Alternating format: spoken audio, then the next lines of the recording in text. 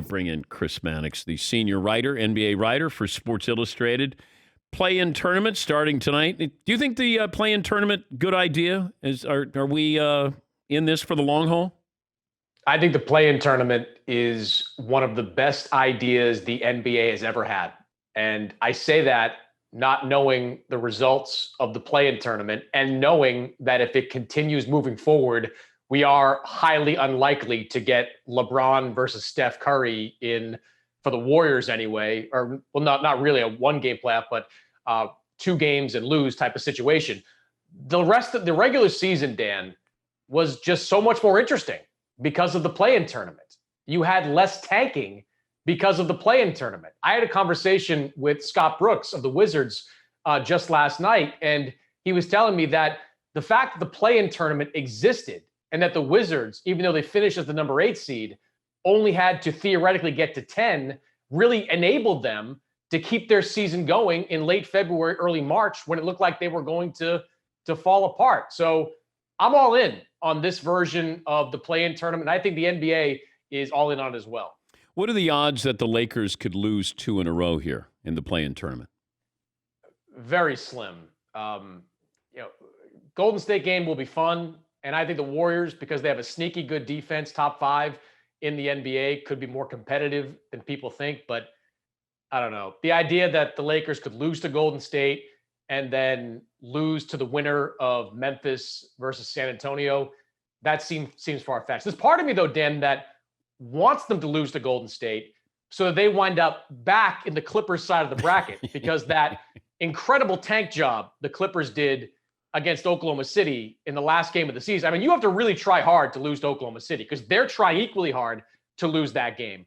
For the Clippers to lose the way they did just to avoid the Lakers side of the bracket, it'd almost be poetic for them to get the Lakers ultimately in the end. Well, didn't Denver try to do the same thing? Yeah, but I don't look at Denver as a true championship contender. I think it's a bad look for anybody to lose to try to avoid a team on your side of the bracket. But the Nuggets without Jamal Murray, they're a great story, not a championship contender. They could easily get beat in the first round. The Clippers are like this, they're a contender, right? Kawhi Leonard, Paul George, Ad Rondo, Ty Lue, different dynamic. I keep hearing from everybody how this is the year of the Clippers. And what do they do at the end of the regular season? They intentionally lose to Oklahoma City. Dan, you played the game. I've seen crazier things happen than a team win or tie when down 5 with 7 seconds left. But with 7 seconds left, down 5, the Clippers just inbounded the ball and ran out the clock. Like they were intentionally trying to lose that game. That to me doesn't say a lot about a team's mental toughness going into the postseason. Okay, I'm trying to understand, though, the Clippers. Are they better than last year? I know they were in the bubble, but I don't know what happens to Kawhi Leonard if the Clippers bow out early here? What's his future in L.A.? Well, it's a good question. I mean, people in L.A. will tell you that Kawhi's in this for the long haul, that he didn't come to the Clippers for 1 or 2 years. He came to finish his career in Southern California. But if they get beat early, and look, this Mavericks series, not going to be easy for them. I mean, Dallas goes into this series with a measure of confidence. I mean, they were playing well prior to Kristaps Porzingis going down in the bubble last year. So they're going into the series thinking, look, Porzingis is healthy. Tim Hardaway Jr., a candidate for 6th man, a decent third scoring option. Yeah, they think they can win. If the Clippers bow out, I don't know. I mean, Kawhi is obviously a tough guy to get a read on, but I certainly don't think it would bode well for the future of the Clippers front office if they can't get out of the second round for the second year in a row. The MVP ballot is going to look like what? Nikola Jokic is going to be at the top. You start there. I think it will be a wide victory for Jokic. I filled out my ballot last night. The only difficult choices were 2 to 5. I mean, Jokic, yes, he's been the most durable of players, and yes, that was a factor, but he posted astonishing numbers. He averaged 3 more assists per game than Steph Curry while only averaging a few fewer points. And just as important for me, Dan, as I was kind of going through the process here, when Jamal Murray went down, the Nuggets didn't fold. They won 9 of their next 10, and a lot of that was on Nikola Jokic. So for me, that was kind of the last push for Jokic at the top of the ballot. Okay, who's second? This is where I think it's going to get subjective. I had Joel Embiid. I would have liked to have seen him play a few more games, but the games he did play in, he was dominant. And if he had played the same number of games as Jokic, he would be the MVP. But I think he did enough to warrant second on my ballot. Third, I went with Giannis.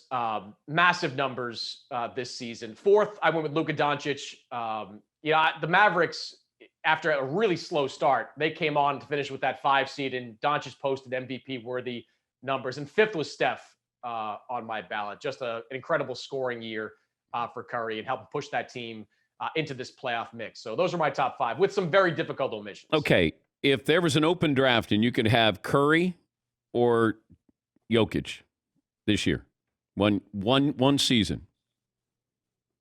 One season? Well, that's not how the MVP really works. But I'd probably take Jokic for this season. Okay, probably. Yeah. I don't think you believe that. I don't think you believe that. I like Steph to me.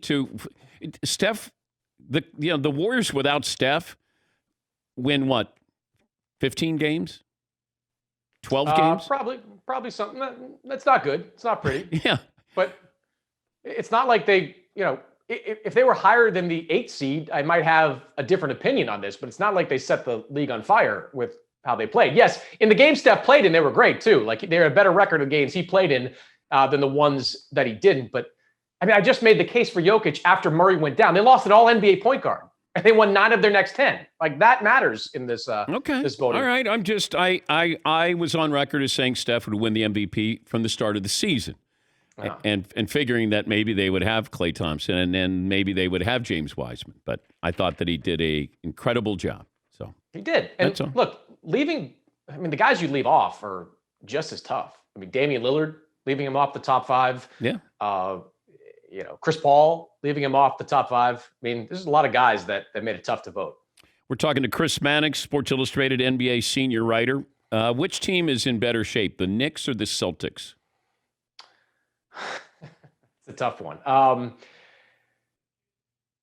got to go with Boston only because their top 2 players are better and have more upside than the Knicks' top 2 players. The Knicks this season has been remarkable, but I'd still take Tatum and Brown over Randall and RJ Barrett. So long-term, I look at Boston. There needs to be some kind of substantive change there. I mean, if that Boston team, Dan, loses in the next 2 games to fall completely out of the playoff picture, I wouldn't be surprised. I think they lose to Washington tonight, and it wouldn't surprise me if they lost to the winner of Charlotte and New Orleans and Indiana. They've got to do something significant. But long-term, I still like the talent gap between Tatum and Brown and whatever the Knicks can throw out there. But if they lose the next 2, Brad Stevens is still safe? Yes, Brad Stevens, who signed, I believe, a 5-year contract just last year. He's still safe. I just wonder, is Danny Ainge going to stick around? I mean, that's a question I have. Danny's been the GM in Boston for almost 20 years now. That's an incredibly long period of time for any top executive. I don't think Danny's in any trouble. I don't believe that ownership would push him out or he'd be fired for any reason. But at some point, you just kind of say, all right, well, I've done enough. I led this team to a championship. I put it in a good position. I don't have the same energy for the job anymore. That's something I wonder about as we head into the Celtics offseason. Before I let you go, I know you also cover boxing for Sports Illustrated. Why is boxing so gimmicky now that we actually care about some internet TikTok star, fighting Floyd Mayweather or so-called like that? Why is this a big deal?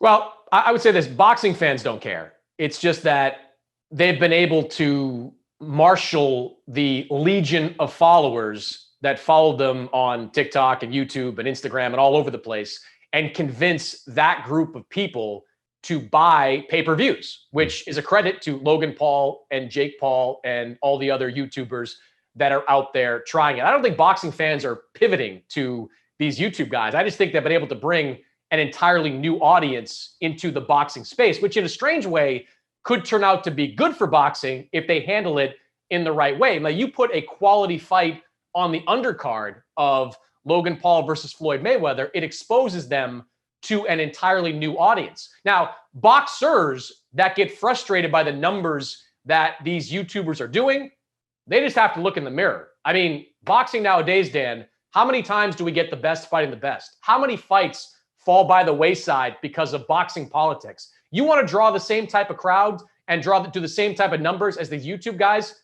Stop fighting nobodies. Fight top-level opponents, and boxing fans will come back in droves. I've long believed, Dan, that all the tens of thousands of fans that showed up at the Sugar Ray Leonard fights and the Mike Tyson fights and the Lennox Lewis fights all throughout previous decades, they're still there. They're just waiting for good fights to happen. I was down in Texas where they had 73,000 people in AT&T Stadium, which may not have been the safest thing in the world to do, but they had 73,000 people in that stadium for Canelo Alvarez against Billy Joe Saunders. If you build it, they will come. If you put on good fights, they will come back. Right now, they're not putting on good fights, and the YouTube stars are claiming a piece of that audience. I would be interested if Floyd Mayweather fought both brothers. Then I would be interested in that bout simultaneously. Do you still even care? Like, I mean, yes, okay, WWE style, handicap match, I guess, fine, whatever. But Floyd fighting Logan Paul is going to have like 35 pounds on him. Logan Paul's not going to get a glove on him. Not a single glove, unless Floyd lets him and decides to give the fans a show by taking a shot or two. But otherwise, if you're paying for it, go right ahead. It's your money. Do whatever the hell you want with it. But don't expect Logan Paul to do anything that resembles being competitive with Floyd Mayweather. Great to talk to you, Chris. Thanks for joining us. You got it, Dan. That's Chris Mannix, senior NBA and boxing writer for Sports Illustrated.